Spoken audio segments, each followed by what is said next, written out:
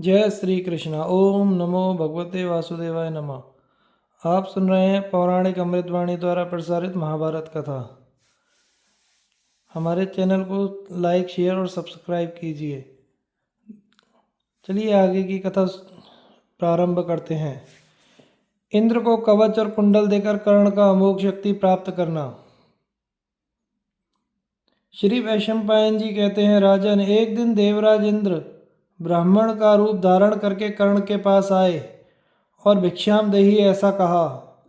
इस पर कर्ण ने कहा, पधारिए, आपका स्वागत है। कहिए, मैं आपको स्वर्ण विभूषिता स्त्रियां दूं या बहुत सी गौओं वाले गांव अर्पण करूं?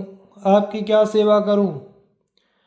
ब्राह्मण ने कहा, इनकी मुझे इच्छा नहीं है। यदि आप वास्तव में सत्य प्रतिज्ञ हैं तो आपके ये जो जन्म के साथ उत्पन्न हुए कवच और कुंडल हैं, यही उतार कर हमें दे दीजिए।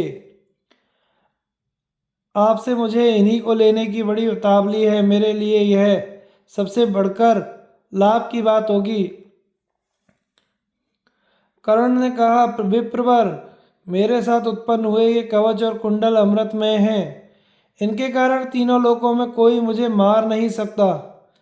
इसलिए इन्हें मैं अपने से विलग नहीं करना चाहता। इसलिए आप मुझे विस्तृत और शत्रुहीन पृथ्वी का राज्य ले लीजिए। इन कवच और कुंडलों को देकर तो मैं शत्रुओं का शिकार बन जाऊंगा। जब ऐसा कहने पर भी इंद्र ने दूसरा वर नहीं मांगा तो कर्ण ने हंसकर कहा, देवराज, मैं आपको पहले ही पहचान गया हूं। मैं आपको कोई वस्तु दूं और उसके बदले में मुझे कुछ भी ना मिले, यह उचित नहीं है। आप साक्षात देवराज हैं। आपको भी मुझे कोई वर देना चाहिए। आप अनेकों अन्य जीवों के स्वामी और उनकी रचना करने वाले हैं। देवेश्वर, यदि मैं आपको कवच और कुंडल दे दूंगा तो शत्रुओं का वध हो जाऊंगा और आपकी भी हंसी होगी। इसलिए कोई बदला देकर आप भले ही ये दिव्य कवच कुंडल ले जाइए, और किसी प्रकार मैं इन्हें नहीं दे सकता। इंद्र ने कहा, मैं तुम्हारे पास आने वाला हूँ, यह बात सूर्य को मालूम हो गई थी। निस्संदेह उन्हीं ने तुम्हें यह सब बातें बता दी होंगी। सो कोई बात नहीं, तुम जैसा चाहते हो वैसा ही सही। तुम एक वज्र को छोड़कर मुझसे कोई भी चीज मांग सकते हो।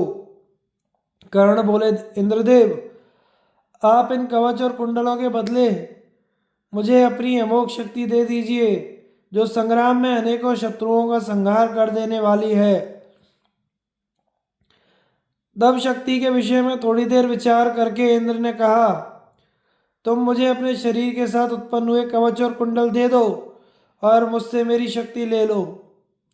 छूटने पर यह शक्ति अवश्य ही सैकड़ों शत्रुओं का संहार करती है और फिर मेरे ही हाथ में लौट आती है।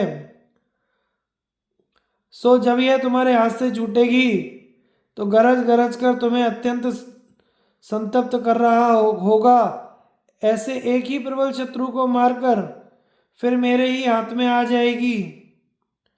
कर्ण ने कहा, देवराज, मैं भी केवल एक ही ऐसे शत्रु को मारना चाहता हूँ जो घनघोर युद्ध में गरज गरज कर मुझे संतप्त कर रहा हो और जिससे मुझे भय उत्पन्न हो गया हो।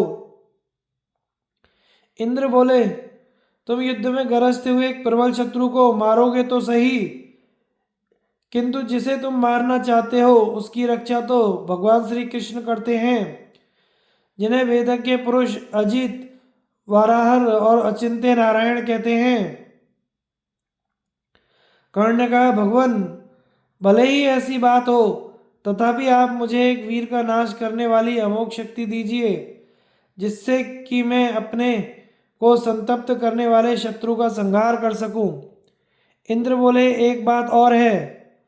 यदि दूसरों शस्त्रों के रहते हुए और प्राणांत संकट उपस्थित होने से पहले ही तुम प्रमाद से अमोघ शक्ति को छोड़ दोगे तो यह तुम्हारे ऊपर ही पड़ेगी।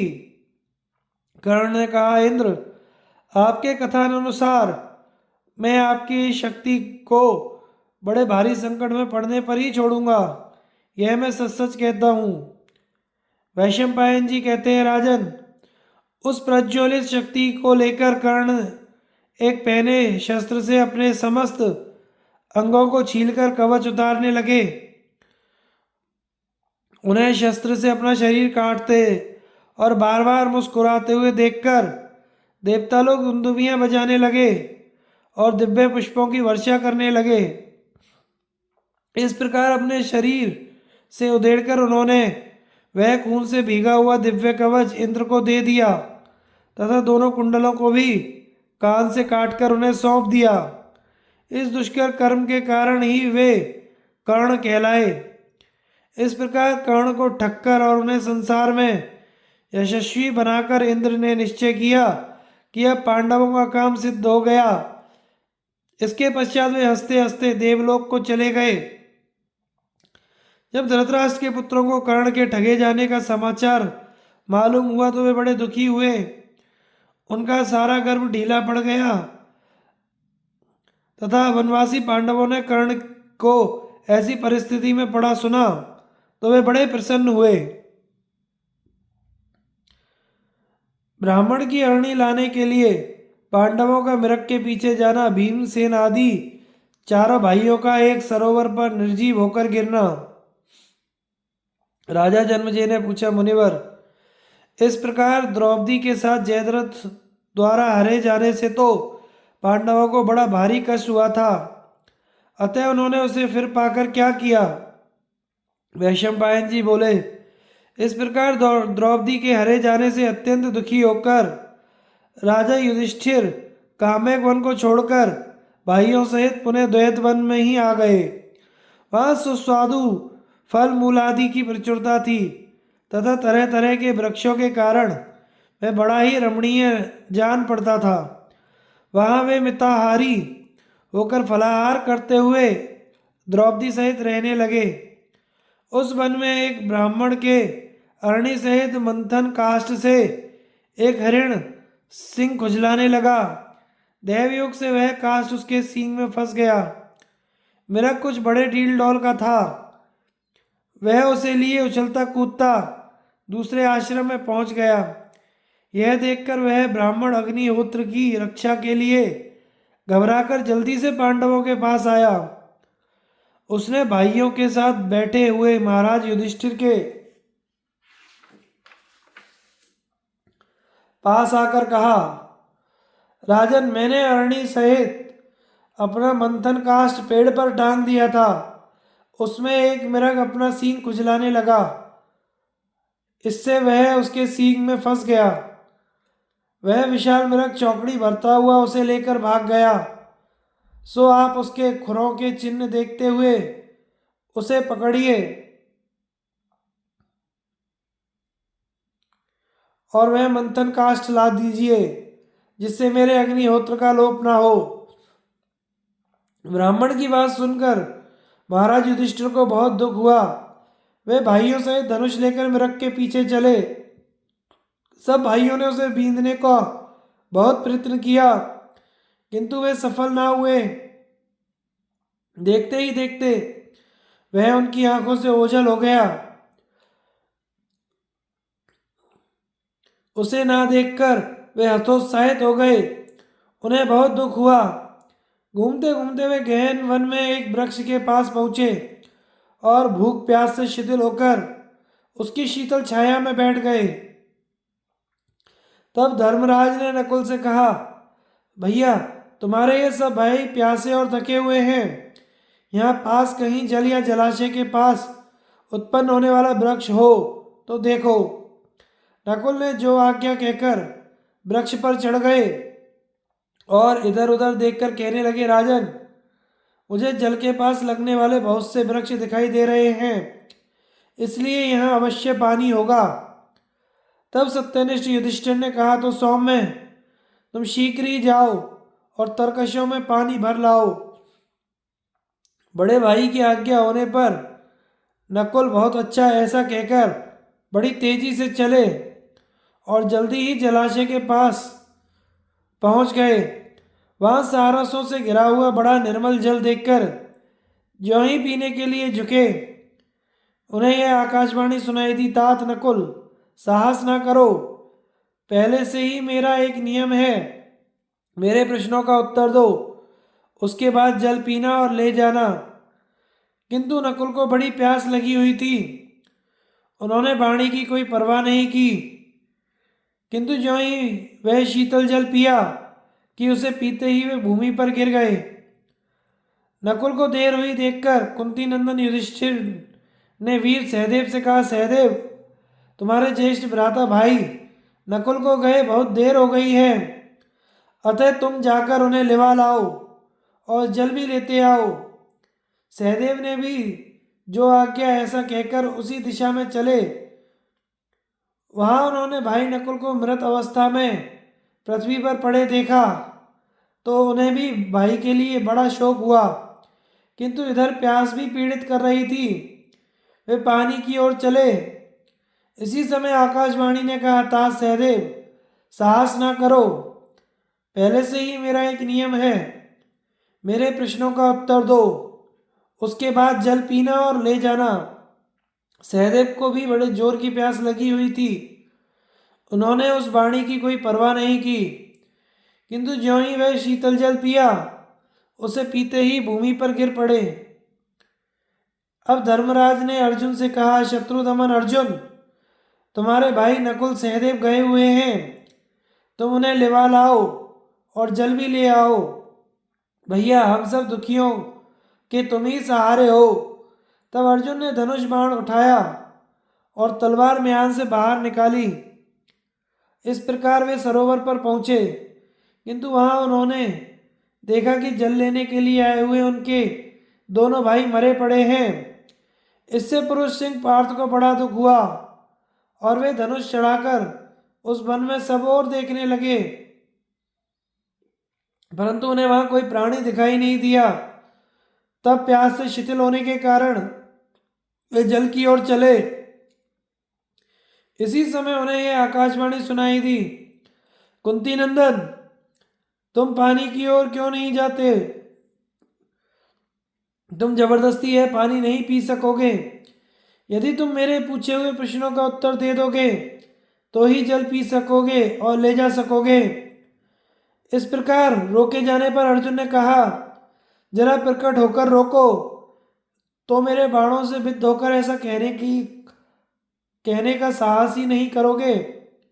ऐसा कहकर अर्जुन ने शब्दवेद का कौशल दिखाते हुए सारी दिशाओं को अभिमंत्रित बाणों से व्याप्त कर दिया। तब यक्ष ने कहा, अर्जुन, इस वृथा उद्योग से क्या होना है? तुम मेरे प्रश्नों का उत्तर देकर जल पी सकते हो। यदि बिना उत्तर दिए पियोगे तो पीते ही मर जाओगे। यक्ष के ऐसा कहने पर सव्यसाची धनंजय ने उसकी कोई परवाह नहीं की और वे जल पीते ही गिर गए। अब कुंती नंदन युधिष्ठिर ने भीमसेन से कहा, भरत नंदन, नकुल सहदेव और अर्जुन जल लाने के लिए बड़ी देर के गए हुए हैं, अभी तक नहीं लौटे, तुम उन्हें लिवा लाओ और जल भी ले आओ। भीमसेन ने बहुत अच्छा ऐसा कहकर उस स्थान पर आए जहाँ कि उनके सब भाई मारे गए थे। उन्हें देखकर भीम को बड़ा दुख हुआ। इधर प्यास भी उन्हें बेतरह सता रही थी। उन्होंने समझा यह काम यक्ष राक्षसों का है और आज मुझे उनसे अवश्य युद्ध करना पड़ेगा, इसलिए पहले पानी पी लूं। यह सोचकर प्यास से व्याकुल होकर जल की ओर चले।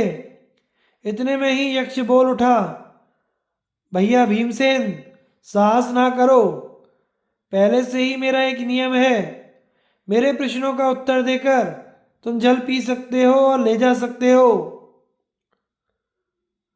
अतुलित तेजस्वी यक्ष के ऐसा कहने पर भी भीम ने उसका प्रश्नों का उत्तर दिए बिना ही जल पिया और पीते ही भूमि पर गिर गए। यक्ष युधिष्ठिर संवाद। वैशंपायन जी कहते हैं, इधर महाराज युधिष्ठिर भीम को बहुत विलंब हुआ देखकर बड़े चिंतित हुए। उनका चित्त शोकानल से संतप्त हो उठा। वे स्वयं ही जाने को खड़े हो गए। जलाशय के तट पर पहुंचकर उन्होंने देखा कि उनके चारों भाई मरे पड़े हुए हैं। उन्हें निश्चेष्ट पड़े देखकर महाराज युधिष्ठिर अत्यंत खिन्न हो गए। शोक समुद्र में डूबकर वे सोचने लगे, इन वीरों को किसने मारा है?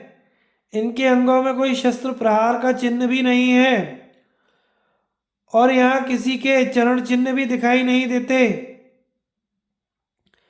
जिसने मेरे भाइयों को मारा है मैं समझता हूं वह कोई महान प्राणी होगा।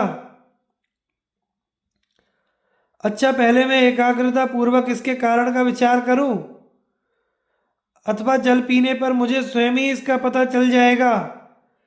ऐसा ना हो कि हम लोगों से छिपे छिपे कूट बुद्धि शकुनी के द्वारा दुर्योधन ने यह विषैला सरोवर बनवा दिया हो, किंतु इसका जल विषैला भी नहीं जान पड़ता, क्योंकि मर जाने पर भी मेरे इन भाइयों के शरीर में कोई विकार नहीं जान पड़ता तथा इनके चेहरे का रंग भी खिला हुआ है।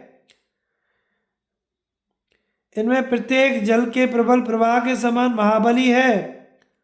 इन पुरुष श्रेष्ठों का सामना भी साक्षात यमराज के सिवा कौन कर सकता है? यह सब सोचकर वे जल में उतरने को तैयार हुए। इसी समय उन्हें आकाशवाणी सुनाई दी। उसने कहा, मैं बगुला हूँ, मैंने ही तुम्हारे भाइयों को मारा है। यदि तुम मेरे प्रश्नों का उत्तर नहीं दोगे तो पांचवें तुम भी इन्हीं के साथ सोओगे। हे तात, साहस ना करो, मेरा पहले से ही यह नियम है, तुम मेरे प्रश्नों का उत्तर दे दो फिर जल पी लेना। युधिष्ठिर ने कहा, यह काम पक्षी का तो हो नहीं सकता, अतः मैं आपसे पूछता हूँ, आप रुद्र, वसु, मरुत आदि प्रधान देवताओं में से कौन है? यक्ष ने कहा, मैं कोरा जलचल पक्षी ही नहीं हूँ, मैं यक्ष हूँ। तुम्हारे ये महान तेजस्वी भाई मैंने ही मारे हैं। यक्ष की यह अमंगलमयी और कठोर वाणी सुनकर राजा युधिष्ठिर उसके पास खड़े हो गए। उन्होंने देखा एक विकट नेत्र वाला विशालकाय यक्ष वृक्ष के ऊपर बैठा है। वह बड़ा ही दुर्धर्ष, ताल के समान लंबा, अग्नि के समान तेजस्वी और पर्वत के समान विशाल है। वही अपनी गंभीर नादमयी वाणी से उन्हें ललकार रहा है। फिर वह युधिष्ठिर से कहने लगा, राजन, तुम्हारे इन भाइयों को मैंने बार बार रोका था, फिर भी इन्होंने मूर्खता से जल ले जाना ही चाहा, इसी से मैंने इन्हें मार डाला। यदि तुम्हें अपने प्राण बचाने हो तो यहाँ जल नहीं पीना चाहिए। यह स्थान पहले से ही मेरा है। मेरा यह नियम है, पहले मेरे प्रश्नों का उत्तर दो, उसके बाद जल पीना और ले भी जाना। युधिष्ठिर ने कहा, मैं आपके अधिकार की चीज को ले जाना नहीं चाहता, आप मुझसे प्रश्न कीजिए। कोई पुरुष स्वयं ही अपनी प्रशंसा करे, इस बात की सत्पुरुष बड़ाई नहीं करते। मैं अपनी बुद्धि के अनुसार उनके उत्तर दूंगा। यक्ष ने पूछा, सूर्य को कौन उदित करता है? उसके चारों ओर कौन चलते हैं? उसे अस्त कौन करता है और वह किसमें प्रतिष्ठित है? युधिष्ठिर बोले, ब्रह्म सूर्य को उदित करता है, देवता उसके चारों ओर चलते हैं, धर्म उसे अस्त करता है और वह सत्य में प्रतिष्ठित है। यक्ष ने पूछा, मनुष्य श्रोत्रिय किससे होता है? महत पद को किसके द्वारा प्राप्त करता है? किसके द्वारा वह द्वितीयवान होता है और किससे बुद्धिमान होता है? युधिष्ठिर ने कहा, श्रुति के द्वारा मनुष्य श्रोत्रिय होता है, तब से महत पद प्राप्त करता है। धृति से द्वितीयवान ब्रह्मरूप होता है और वृद्ध पुरुषों की सेवा से बुद्धिमान होता है। यक्ष ने पूछा, ब्राह्मणों में देवत्व क्या है? उनमें सत्पुरुषों का सा धर्म क्या है? मनुष्यता क्या है और असत पुरुषों का सा आचरण क्या है? युधिष्ठिर बोले, वेदों का स्वाध्याय ही ब्राह्मणों में देवत्व है, तब सत्पुरुषों का सा धर्म है, मरना मानुषी भाव है और निंदा करना असत पुरुषों का सा आचरण है। यक्ष ने पूछा, क्षत्रियों में देवत्व क्या है? उनमें सत्पुरुषों का सा धर्म क्या है? मनुष्यता क्या है? और उनमें असत्पुरुषों का सा आचरण क्या है? युधिष्ठिर बोले, बाण विद्या क्षत्रियों का देवत्व है, यज्ञ उनका सत्पुरुषों का सा धर्म है, भय मानवीय भाव है और दीनों की रक्षा न करना असत्पुरुषों का सा आचरण है। यक्ष ने पूछा, कौन एक वस्तु यज्ञ शाम है? कौन एक यज्ञ यजु है? कौन एक वस्तु यज्ञ का वर्ण करती है और किस एक का यज्ञ अतिक्रमण नहीं करता? युधिष्ठिर ने उत्तर दिया, प्राण ही यज्ञ साम है, मन ही यज्ञ यजु है, एकमात्र ऋग ही यज्ञ का वर्ण करती है और एकमात्र ऋग का ही यह यज्ञ अतिक्रमण नहीं करता। यक्ष ने पूछा, आवपन देव तर्पण करने वालों के लिए कौन वस्तु श्रेष्ठ है? निपन पितरों का तर्पण करने वालों के लिए क्या श्रेष्ठ है? प्रतिष्ठा चाहने वालों के लिए कौन वस्तु श्रेष्ठ है तथा संतान चाहने वालों के लिए क्या श्रेष्ठ है? युधिष्ठिर बोले, आवपन करने वालों के लिए वर्षा श्रेष्ठ फल है, निवपन करने वालों के लिए बीज धन धान्य आदि संपत्ति श्रेष्ठ है, प्रतिष्ठा चाहने वालों के लिए गौ श्रेष्ठ है और संतान चाहने वालों के लिए पुत्र श्रेष्ठ है। यक्ष ने पूछा, ऐसा कौन पुरुष है जो इंद्रियों के विषय को अनुभव करते हुए, श्वास लेते हुए तथा बुद्धिमान लोक में सम्मानित और सब प्राणियों का माननीय होकर भी वास्तव में जीवित नहीं है? जो देवता, अतिथि, सेवक, माता पिता और आत्मा इन पांचों का पोषण नहीं करता, वह श्वास लेने पर भी जीवित नहीं है। यक्ष ने पूछा, पृथ्वी से भी भारी क्या है? आकाश से भी ऊंचा क्या है? वायु से भी तेज चलने वाला क्या है और तिनकों से भी अधिक संख्या में क्या है? युधिष्ठिर बोले, माता भूमि से भारी बढ़कर है, पिता आकाश से भी ऊंचा है, मन वायु से भी तेज चलने वाला है और चिंता तिनकों से बढ़कर है। यक्ष ने पूछा, सो जाने पर पलक कौन नहीं मूंदता? उत्पन्न होने पर चेष्टा कौन नहीं करता? हृदय किसमें नहीं है और वेग से कौन बढ़ता है? युधिष्ठिर ने कहा, मछली सोने पर भी पलक नहीं मूंदती, अंडा उत्पन्न होने पर भी चेष्टा नहीं करता, पत्थर में हृदय नहीं है और नदी वेग से बढ़ती है। यक्ष ने पूछा, विदेश में जाने वाले का मित्र कौन है?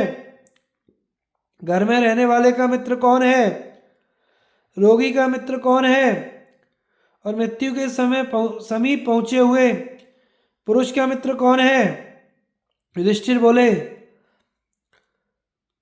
साथ के यात्री विदेश में जाने वाले मित्र हैं, स्त्री घर में रहने वाले की मित्र है, वैद्य रोगी का मित्र है और दान मुमूर्षु मरने वाले पुरुष का मित्र है। यक्ष ने पूछा, समस्त प्राणियों का अतिथि कौन है? सनातन धर्म क्या है? अमृत क्या है? यह सारा जगत क्या है? युधिष्ठिर ने उत्तर दिया, अग्नि समस्त प्राणियों का अतिथि है, गौ का दूध अमृत है, अविनाशी नित्य धर्म ही सनातन धर्म है और वायु यह सारा जगत है। यक्ष ने पूछा, अकेला कौन विचरता है? एक बार उत्पन्न होकर पुनः कौन उत्पन्न होता है? शरीर की औषधि क्या है और महान आवपन क्षेत्र क्या है? युधिष्ठिर बोले, सूर्य अकेला विचरता है, चंद्रमा एक बार जन्म लेकर पुनः जन्म लेता है, अग्नि शीत की औषधि है और पृथ्वी बड़ा भारी आपवन है। यक्ष ने पूछा, धर्म का मुख्य स्थान क्या है? यश का मुख्य स्थान क्या है? स्वर्ग का मुख्य स्थान क्या है और सुख का मुख्य स्थान क्या है? युधिष्ठिर ने कहा, धर्म का मुख्य स्थान दक्षता है, यश का मुख्य स्थान दान है, स्वर्ग का मुख्य स्थान सत्य है, सुख का मुख्य स्थान शील है। यक्ष ने पूछा, मनुष्य की आत्मा क्या है? उसका देवकृत सखा कौन है? उपजीवन जीवन का सहारा क्या है और उसका परम आश्रय क्या है? युधिष्ठिर बोले, पुत्र मनुष्य की आत्मा है, स्त्री उसका देवकृत सखा है, मेघ उपजीवन है और दान परम आश्रय है। यक्ष ने पूछा, धन्यवाद के योग्य पुरुषों में उत्तम गुण क्या है? धनों में उत्तम धन क्या है? लाभों में प्रधान लाभ क्या है और सुखों में श्रेष्ठ सुख क्या है? युधिष्ठिर बोले, धन्य पुरुषों में दक्षता ही उत्तम गुण है, धनों में शास्त्र ज्ञान प्रधान है, लाभों में आरोग्य प्रधान है और सुख में संतोष श्रेष्ठ सुख है। यक्ष ने पूछा, लोक में श्रेष्ठ धर्म क्या है? नित्य फल वाला धर्म क्या है? किसको वश में रखने से शोक नहीं होता और किनके साथ की हुई संधि नष्ट नहीं होती? युधिष्ठिर बोले, लोक में दया श्रेष्ठ धर्म है, वेदोक्त धर्म नित्य फल वाला है, मन को वश में रखने से शोक नहीं होता और सत्पुरुषों के साथ की हुई संधि नष्ट नहीं होती। यक्ष ने पूछा, किस वस्तु को त्यागने से मनुष्य प्रिय होता है? किसे त्यागने पर शोक नहीं करता? किसे त्यागने पर वह अर्थवान होता है और किसे त्याग कर सुखी होता है? युधिष्ठिर बोले, मान को त्यागने से मनुष्य प्रिय होता है, क्रोध को त्यागने पर शोक नहीं करता, काम को त्यागने पर वह अर्थवान होता है और लोभ को त्याग कर सुखी होता है। यक्ष ने पूछा, ब्राह्मण को किस लिए दान दिया जाता है? नट और नर्तकों को क्यों दान दिए जाते हैं?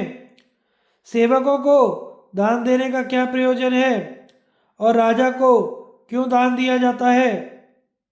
युधिष्ठिर ने कहा, ब्राह्मण को धर्म के लिए दान दिया जाता है, नट नर्तकों को यश के लिए दान इनाम देते हैं, सेवकों को उनके भरण पोषण के लिए दान वेतन दिया जाता है और राजा को भय के कारण दान कर देते हैं। यक्ष ने पूछा, जगत किस वस्तु से ढका हुआ है? किसके कारण वह प्रकाशित नहीं होता? मनुष्य मित्रों को किस लिए त्याग देता है और स्वर्ग में किस कारण नहीं जाता? युधिष्ठिर ने उत्तर दिया, जगत अज्ञान से ढका हुआ है, तमोगुण के कारण ही वह प्रकाशित नहीं होता और लोक के कारण मनुष्य मित्रों को त्याग देता है और आसक्ति के कारण स्वर्ग में नहीं जाता। यक्ष ने पूछा, पुरुष किस प्रकार मरा हुआ कहा जाता है? राष्ट्र किस प्रकार मरा हुआ कहलाता है? श्राद्ध किस प्रकार मृत हो जाता है और यज्ञ कैसे मृत हो जाता है? युधिष्ठिर बोले, दरिद्र पुरुष मरा हुआ है, बिना राजा का राज्य मरा हुआ है, श्रोत्रिय ब्राह्मण के बिना श्राद्ध मृत हो जाता है और बिना दक्षिणा के यज्ञ मरा हुआ है। यक्ष ने पूछा, दिशा क्या है? जल क्या है? अन्न क्या है? विष क्या है और श्राद्ध का समय क्या है, यह बताओ। युधिष्ठिर ने कहा, सत्पुरुष दिशा है, आकाश जल है, गौ अन्न है, प्रार्थना विष है और ब्राह्मण ही श्राद्ध का समय है।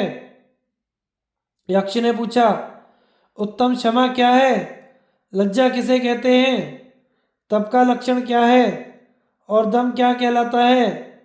युधिष्ठिर ने कहा, द्वंद्वों को सहना क्षमा है, ना करने योग्य काम से दूर रहना लज्जा है, अपने धर्म में रहना तप है, मन का दमन दम है। यक्ष ने पूछा, राजन ज्ञान किसे कहते हैं, शम क्या कहलाता है, दया किसका नाम है और आर्जव सरलता किसे कहते हैं। युधिष्ठिर बोले, वास्तविक वस्तु को ठीक ठीक जानना ही ज्ञान है, चित्त की शांति शम है, सबके सुख की इच्छा रखना दया है और समचित्त होना आर्जव है। यक्ष ने पूछा, मनुष्यों का दुर्जय शत्रु कौन है, अनंत व्याधि क्या है, साधु कौन माना जाता है और असाधु किसे कहते हैं। युधिष्ठिर ने कहा, क्रोध दुर्जय शत्रु है, लोभ अनंत व्याधि है, जो समस्त प्राणियों का हित करने वाला हो वह साधु है और निर्दय पुरुष असाधु है। यक्ष ने पूछा, राजन मोह किसे कहते हैं, मान क्या कहलाता है, आलस्य किसे जानना चाहिए और शोक किसे कहते हैं। युधिष्ठिर बोले, धर्म मूढ़ता ही मोह है, आत्माभिमान ही मान है, धर्म न करना आलस्य है और अज्ञान शोक है। यक्ष ने पूछा, ऋषियों ने स्थिरता किसे कहा है, धैर्य क्या कहलाता है, स्नान किसे कहते हैं और दान किसका नाम है। युधिष्ठिर ने कहा, अपने धर्म में स्थिर रहना ही स्थिरता है, इंद्रिय निग्रह धैर्य है, मानसिक मलों को छोड़ना स्नान है और प्राणियों की रक्षा करना दान है। यक्ष ने पूछा, किस पुरुष को पंडित समझना चाहिए, नास्तिक कौन कहलाता है, मूर्ख कौन है, काम क्या है तथा मत्सर किसे कहते हैं। युधिष्ठिर ने कहा, धर्मज्ञ को पंडित समझना चाहिए, मूर्ख नास्तिक कहलाता है, नास्तिक मूर्ख है, जो जन्म मरण रूप संसार का कारण है, वह वासना काम है और हृदय का ताप मत्सर है।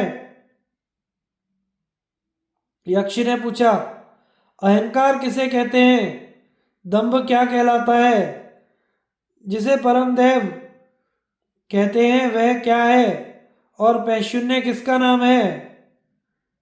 युधिष्ठिर बोले, महान अज्ञान अहंकार है, अपने को झूठ मूठ बड़ा धर्मात्मा प्रसिद्ध करना दंभ है, दान का फल दैव कहलाता है, दूसरों को दोष लगाना पैशून्य है। यक्ष ने पूछा, धर्म अर्थ और काम ये परस्पर विरोधी हैं, इन नित्य विरुद्धों को का एक स्थान पर कैसे संयोग हो सकता है। जब धर्म और भार्य परस्पर वशवर्ती हो तो धर्म अर्थ और काम तीनों का संयोग हो सकता है। यक्ष ने पूछा, भरत श्रेष्ठ अक्षय नरक किस पुरुष को प्राप्त होता है। युधिष्ठिर बोले, जो पुरुष भिक्षा मांगने वाले किसी अकिंचन ब्राह्मण को स्वयं बुलाकर फिर उसे नहीं देता वह अक्षय नरक को प्राप्त होता है। जो पुरुष वेद धर्मशास्त्र ब्राह्मण देवता पितृधर्मों में मिथ्या बुद्धि रखता है वह अक्षय नरक प्राप्त करता है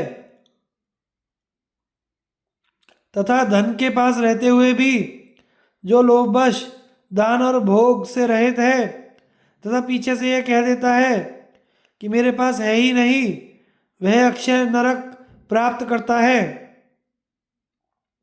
यक्ष ने पूछा, राजन, कुल, आचार, स्वाध्याय और शास्त्र श्रवण, इनमें से किसके द्वारा ब्राह्मणत्व सिद्ध होता है? यह बात निश्चय करके बताओ। युधिष्ठिर ने कहा, प्रिय यक्ष, सुनो। कुल, स्वाध्याय, शास्त्र श्रवण, इनमें से कोई भी ब्राह्मणत्व का कारण नहीं है। निस्संदेह आचार ही ब्राह्मणत्व में कारण है। अतः प्रयत्न पूर्वक सदाचार की रक्षा करनी चाहिए। ब्राह्मण को तो इस पर विशेष रूप से दृष्टि रखनी आवश्यक है, क्योंकि जिसका सदाचार अक्षुण्ण है उसका ब्राह्मणत्व भी बना हुआ है। जिसका आचार नष्ट हो गया वह तो स्वयं भी नष्ट हो गया। पढ़ने वाले, पढ़ाने वाले तथा शास्त्र का विचार करने वाले, ये सब तो व्यसनी और मूर्ख ही हैं। पंडित तो वही है जो अपने कर्तव्य का पालन करता है। चारों वेद पढ़ा होने पर भी यदि कोई दूषित आचार वाला है तो वह किसी भी प्रकार से शूद्र से बढ़कर नहीं है। वस्तुतः जो अग्निहोत्र में तत्पर और जितेंद्रिय है वही ब्राह्मण कहा जाता है। यक्ष ने पूछा, बताओ, मधुर वचन बोलने वाले को क्या मिलता है? सोच विचार कर काम करने वाला क्या पा लेता है? जो बहुत से मित्र बना लेता है उसे क्या लाभ होता है? और जो धर्मनिष्ठ है उसे क्या मिलता है? युधिष्ठिर ने कहा, मधुर वचन बोलने वाला सबका प्रिय होता है। सोच विचार कर काम करने वाले को अधिकतर सफलता मिलती है। जो बहुत से मित्र बना लेता है वह सुख से रहता है, और जो धर्मनिष्ठ है उसे सद्गति मिलती है। यक्ष ने पूछा, सुखी कौन है? आश्चर्य क्या है? मार्ग क्या है? और वार्ता क्या है? मेरे इन 4 प्रश्नों का उत्तर दो। युधिष्ठिर ने कहा, जिस पुरुष पर ऋण नहीं है और जो परदेश में नहीं है वह दिन के 5वें या 6ठे भाग में भी अपने घर के भीतर चाहे साग पात ही पकाकर खा ले तो वही सुखी है। रोज रोज प्राणी यमराज के घर जा रहे हैं, किंतु जो बचे हुए हैं वे सर्वदा जीते रहने की इच्छा करते हैं। इससे बढ़कर और क्या आश्चर्य होगा? तर्क की कहीं स्थिति नहीं है, श्रुतियां भी भिन्न भिन्न हैं। एक ही ऋषि नहीं है जिसका वचन प्रमाण माना जाए, और धर्म का तत्व गुहा में निहित है, अर्थात अत्यंत गूढ़ है। अतः जिससे महापुरुष जाते रहे हैं वही मार्ग है। इस महामोह रूप कड़ा में काल भगवान समस्त प्राणियों को मांस और ऋतु रूप करछी से उलट पलट कर सूर्य रूप अग्नि और रात दिन रूप ईंधन द्वारा रांध रहे हैं। यही वार्ता है। यक्ष ने पूछा, तुमने मेरे सब प्रश्नों के उत्तर ठीक ठीक दे दिए। अब तुम पुरुष की भी व्याख्या कर दो और यह बताओ कि सबसे बड़ा धनी कौन है? युधिष्ठिर बोले, जिस व्यक्ति के पुण्य कर्मों की कीर्ति का शब्द जहाँ तक स्वर्ग और भूमि को स्पर्श करता है वहीं तक वह पुरुष भी है। जिसकी दृष्टि में प्रिय अप्रिय, सुख दुख, भूत भविष्यत ये जोड़े समान है वही सबसे धनी पुरुष है। यक्ष ने कहा, राजन, जो सबसे धनी पुरुष है उसकी तुमने ठीक ठीक व्याख्या कर दी, इसलिए अपने भाइयों में से जिस एक को तुम चाहो वह जीवित हो सकता है। युधिष्ठिर बोले, यक्ष, यह जो श्यामवर्ण, अरुण नयन, सुविशाल, शाल वृक्ष के समान ऊंचा और चौड़ी छाती वाला महाबाहु नकुल है वही जीवित हो जाए। यक्ष ने कहा, राजन, जिसमें 10,000 हाथियों के समान बल है उस भीम को छोड़कर तुम नकुल को क्यों जिलाना चाहते हो? तथा जिसके बाहुबल का सभी पांडवों को पूरा भरोसा है उस अर्जुन को छोड़कर तुम्हें नकुल को जिला देने की इच्छा क्यों है? युधिष्ठिर ने कहा, यदि धर्म का नाश किया जाए तो नष्ट हुआ धर्म ही कर्ता को भी नष्ट कर देता है। यदि उसकी रक्षा की जाए तो वही कर्ता की भी रक्षा कर लेता है। इसी से मैं धर्म का त्याग नहीं करता, जिससे कि नष्ट होकर धर्म ही मेरा नाश ना कर दे। मेरा ऐसा विचार है कि वस्तुतः सबके प्रति समान भाव रखना परम धर्म है। लोग मेरे विषय में ऐसा ही समझते हैं कि राजा युधिष्ठिर धर्मात्मा है। मेरे पिता की कुंती और माद्री दो भार्याएं थी, वे दोनों ही पुत्रवती बनी रहे, ऐसा मेरा विचार है। मेरे लिए जैसे कुंती हैं वैसे ही माद्री हैं। उन दोनों में कोई अंतर नहीं है। मैं दोनों माताओं के प्रति समान भाव ही रखना चाहता हूँ, इसलिए नकुल ही जीवित हो। यक्ष ने कहा, भरतश्रेष्ठ, तुमने अर्थ और काम से भी समता का विशेष आदर किया है, इसलिए तुम्हारे सभी भाई जीवित हो जाएं। सब पांडवों का जीवित होना, महाराज युधिष्ठिर का वर पाना तथा पांडवों का अज्ञातवास के लिए ब्राह्मणों से विदा होना।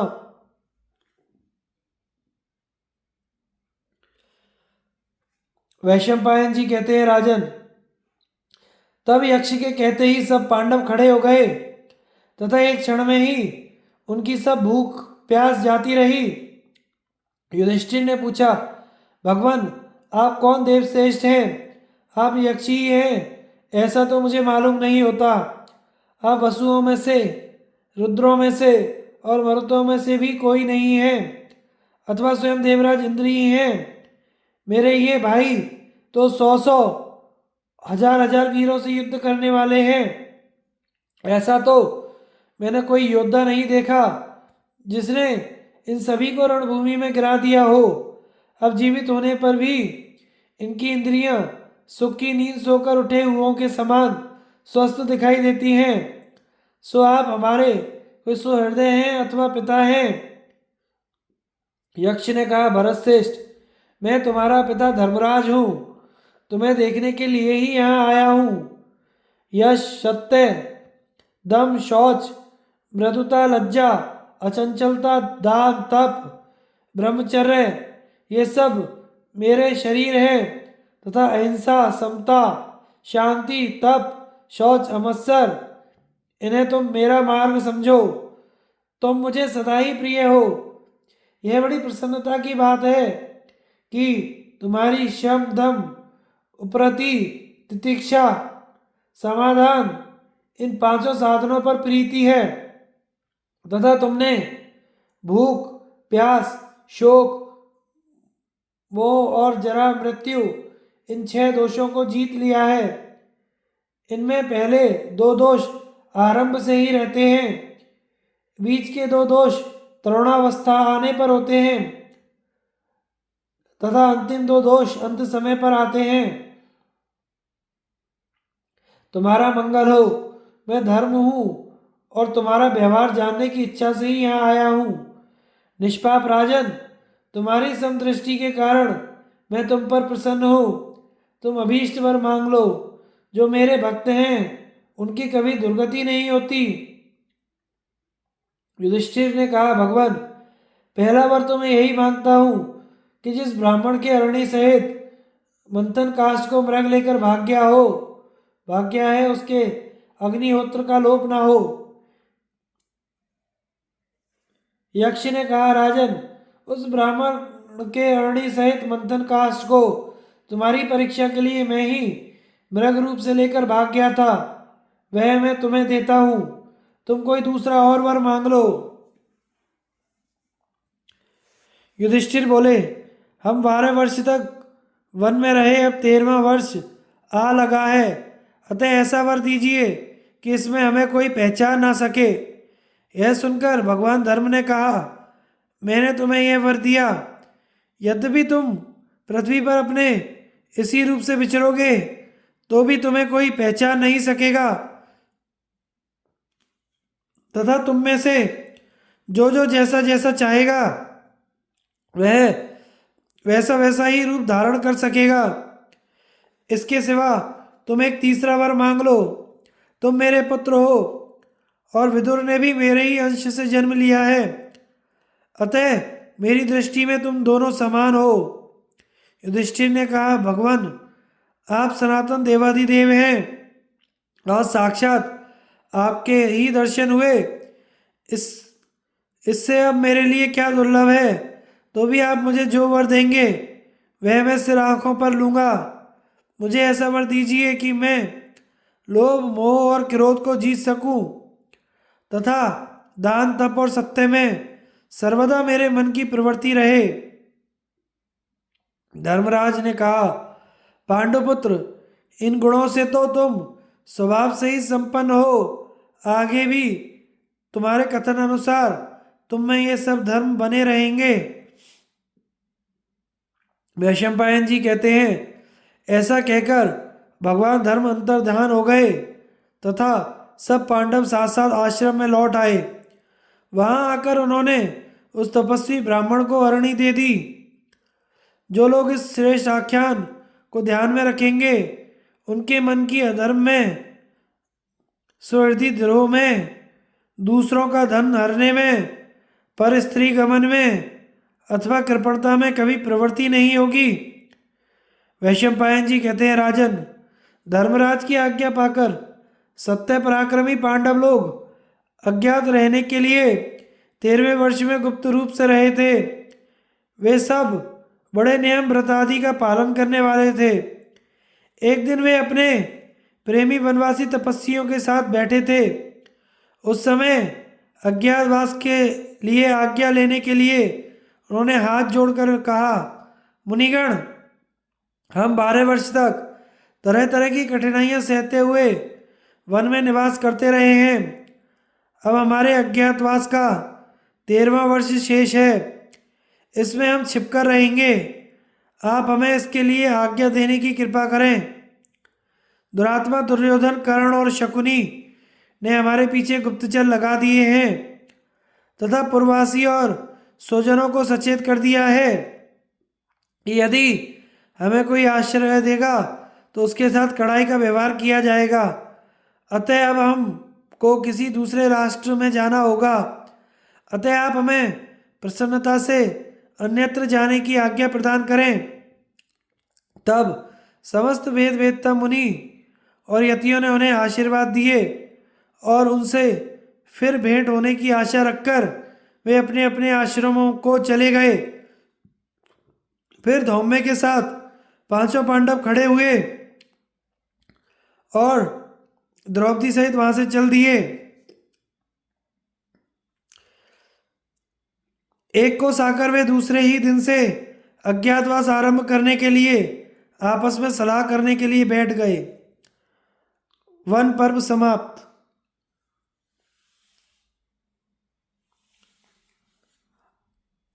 आगे की कथा सुनने के लिए हमारे चैनल को लाइक, शेयर और सब्सक्राइब कीजिए। धन्यवाद।